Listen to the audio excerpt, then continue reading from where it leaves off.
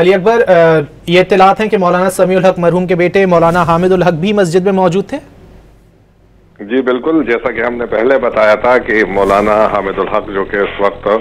محتمم ہے جو دارالعلوم حقانیہ ہے اس کے،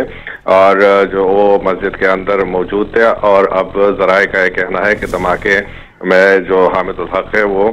شدید زخمی ہوئے ہے اور ان کی حالت جو ہے وہ تشویشناک ہے، ان کو اسپتال منتقل کر دیا گیا ہے۔ اور ایسا ذرائع کا یہ بھی کہنا ہے کہ وہاں پر جو ہے بہت زیادہ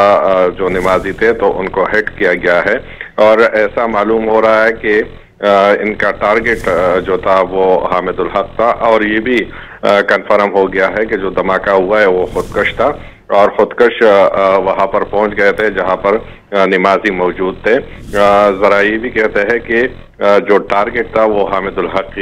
ہی تھے، اور وہ بھی اس دھماکے کے اندر جو ہے وہ زخمی ہو گئے ہیں، اور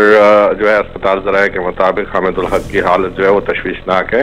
اور ان کے والد کو بھی جو ہے دہشت گردی میں شہید کیا گیا تھا، مولانا سمیع الحق جو کہ اس وقت حقانیہ کے سربراہ تھے، اور بہت سارے جو یہاں سے فارغ التحصیل طلبہ تھے ان کے استاد تھے۔